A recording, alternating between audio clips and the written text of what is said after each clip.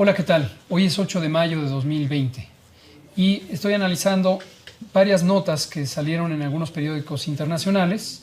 Por ejemplo, una nota de la Corresponsalía México del New York Times y una nota del País.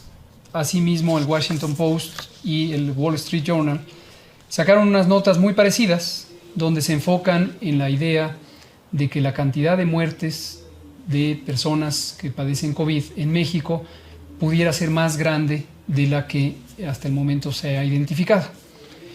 Y me llama la atención varias cosas en estas notas que quería comentar. La primera es que efectivamente, como hemos comentado desde hace varias semanas y en repetidas ocasiones, las muertes de personas que padecen COVID no siempre se pueden demostrar. ¿Por qué razón? Porque las personas que padecen COVID llegan con frecuencia, particularmente ahora en la fase 3, en un estado de gravedad que no permite oportunamente hacer las pruebas de laboratorio. También hemos explicado que estas pruebas de laboratorio se podrían tomar las muestras correspondientes aún después de la muerte. Pero esto raramente ocurre y entonces tenemos personas que muy desafortunadamente pierden la vida y han tenido las condiciones clínicas sugerentes de COVID, pero no quedan registradas como COVID porque no tienen una demostración por laboratorio. Precisamente como esto ocurre en México y en el mundo, es convencional que en la vigilancia epidemiológica se tenga un mecanismo de diagnóstico por dictaminación. Y la dictaminación consiste en que un comité técnico de especialistas de salud, médicas, médicos, analiza cuidadosamente el expediente clínico, los antecedentes epidemiológicos y puede formular una opinión respecto a la probabilidad de que la persona efectivamente haya muerto por COVID. Esto se relaciona con la conversación que hace algunas semanas se había tenido sobre neumonías atípicas y que de manera muy interesante pareciera que hay un grupo de la sociedad mexicana que está muy interesado en este tema en particular. En su momento lo aclaramos, neumonía atípica es una característica clínica que puede ser compatible con COVID o con influenza o con diversas infecciones respiratorias causadas por virus. En el contexto de esta epidemia, evidentemente la primera sospecha de una persona que fallece por neumonía debe ser COVID, pero no todas las personas que fallecen por esto son consideradas como acreditadas que padecieron COVID. Por eso se hace el mecanismo de dictamen.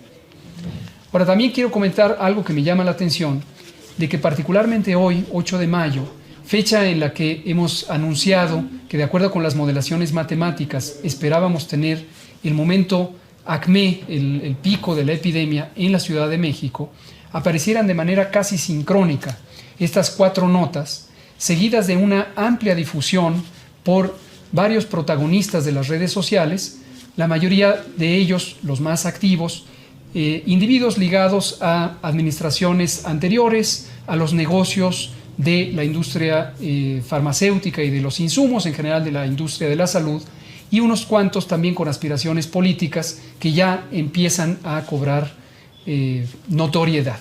Entonces llama la atención, no estoy considerando que esto necesariamente sea así, pero sí llama la atención la sincronía.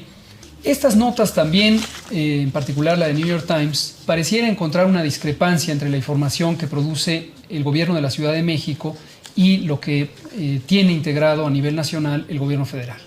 Esto evidentemente ilustra o muestra falta de rigor en la construcción de esta información periodística, porque con la jefa de gobierno de la Ciudad de México, la doctora Sheinbaum, y con todo su equipo, mantenemos una estrechísima colaboración.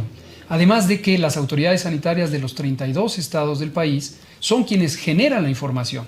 Entonces, toda la información que está en poder del gobierno federal proviene de los estados y todo lo que ellos registren en su momento es parte de la vigilancia epidemiológica nacional.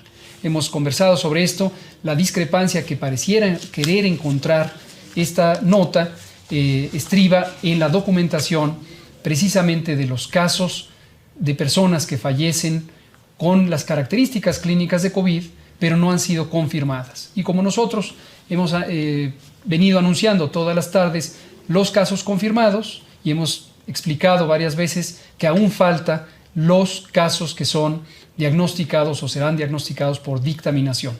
Nuestra estadística todavía está en espera de contemplar ese dictamen, porque es la mecánica rigurosa que sigue la vigilancia epidemiológica, pero conocemos de todos y cada uno de los casos fatales, muy lamentables todos ellos, que nos ha documentado en tiempo y forma y de manera correcta, usando los canales formales, el gobierno de la Ciudad de México. Gracias, doctora Sheinbaum, por su compromiso con la salud pública. Reitero, estamos en la fase 3, estamos posiblemente en el momento cumbre de la primera oleada de esta epidemia en la zona del Valle de México y necesitamos seguir muy organizados, muy disciplinados, apegados a la información creíble, científica, técnica, para mantenernos en casa y seguir logrando lo que hemos logrado ya en 75% de reducción de los contagios y espero una pronta inicio de la fase de declive, la fase de descenso de la curva epidémica que podría prolongarse todavía por varias semanas.